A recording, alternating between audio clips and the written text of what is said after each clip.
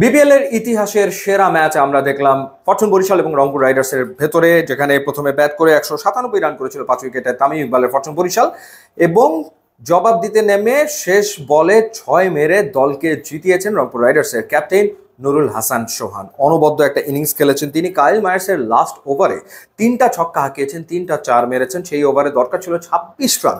মানে বিপিএল এর ইতিহাসে শেষ ওভারে 26 রান দরকার এবং সেই রান করে ম্যাচ জেতার ঘটনা আমি তো মনে করতে পারিনি, সম্ভবত এরকম ঘটনা আসলে নেই। এবং নুরুল হাসান সোহান 7 বলে 32 রানের একটা ইনিংস খেলেছেন, যেখানে তিনি 3টা চার এবং 3টা ছক্কা আসলে হাঁকিয়েছেন। সুপার একটা ম্যাচ। এখন প্রশ্ন হলো যে নুরুল হাসান সোহান তিনি আসলে ন্যাশনাল টিমে বিবেচনায় আসবেন কিনা। নুরুল হাসান সোহান এবারের বিপিএল এ বেশ কিছু ইনিংস খেলেছেন, টুকটাক অনেক বড় রানের ইনিংস খেলেছেন, ব্যাপারটা একেবারে তা না।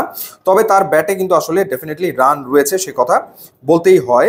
যেমন আপনাদেরকে যদি জানেন, সবশেষ 2023 সালে তিনি আসলে বাংলাদেশ দলের হয়ে ওয়ানডে খেলেছিলেন, এরপরে আর ওয়ানডে টিমে তিনি বিবেচিত হননি। এবং এবারের বিপিএল স্ট্রাইকার্সের বিপক্ষে 41 রানের ইনিংস খেলেছেন, ঢাকার বিপক্ষে 25 করেছেন। এর আগে তিনি ঢাকা মেট্রোর বিপক্ষে 22 করেছেন, চট্টগ্রামের বিপক্ষে 52 ইনিংস করেছেন। অর্থাৎ মোটামুটি রানে থাকা ব্যাটার বলতেই হবে। এবং তিনি যেহেতু ব্যাট করেন মিডল অর্ডারে বা লোয়ার মিডল অর্ডারে, সেক্ষেত্রে তিনি আসলে রান করছেন, দলের জন্য কন্ট্রিবিউট করছেন এবং ক্যাপ্টেন্সি তো দুর্দান্ত করছেন।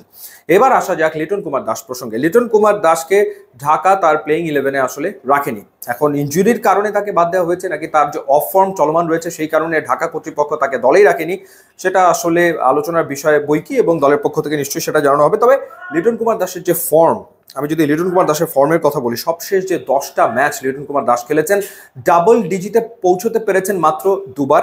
8বার তিনি আউট হয়েছেন সিঙ্গেল ডিজিটে সবশেষ 10টা ম্যাচে। আর যদি ওয়ানডের কথা বলি, ওয়ানডের কথা বললে 2024-এ লিটনের যে ওয়ানডে পারফরমেন্স সেটা সত্যিকার অর্থে শোচনীয়। কারণ লিটন কুমার দাস 2024 সালে ওয়ানডে ম্যাচ খেলেছেন সব মিলিয়ে হচ্ছে 5টা। 5 ম্যাচে লিটন কুমার দাসের রান হচ্ছে 6। 5 ম্যাচ খেলে 5 ইনিংস ব্যাট করে 6 রান তিনি করেছেন ওয়ানডেতে।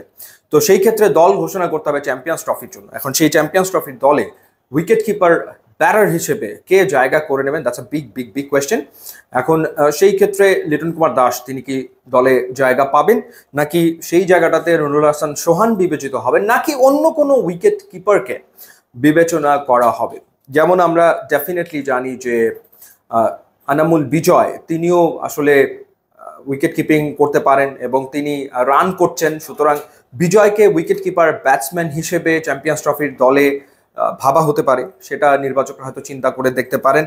তো লিটন কুমার দাস বড় মঞ্চে কিছু ইনিংস খেলেছেন, সেটা যেরকম সত্য কথা, আবার ঠিক এই মুহূর্তে যে ভয়াবহ রকমের অফ ফর্মের ভেতরে রয়েছেন সেটাও তো বাস্তবতা। এখন এই বাস্তবতার নিরিখে আসলে উইকেট কিপার ব্যাটসম্যান হিসেবে ওয়ানডে স্কোয়াডে কে জায়গা করে নেবেন সেটা একটা ব্যাপার। জাকের আলী অনিকও রয়েছেন, সেটাও ভুলে গেলে চলবে না যে জাকের আলী অনিক তিনিও তো উইকেট কিপিং আসলে করেন।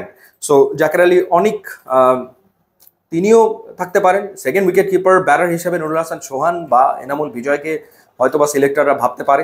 দেখা যাক কিরকম দল ঘোষণা করা হয়। ইউটিউব ইনস্টাগ্রাম লিঙ্ক দেওয়া আছে, আপনারা যোগ দিলে খুবই খুশি হবো। And thanks for watching.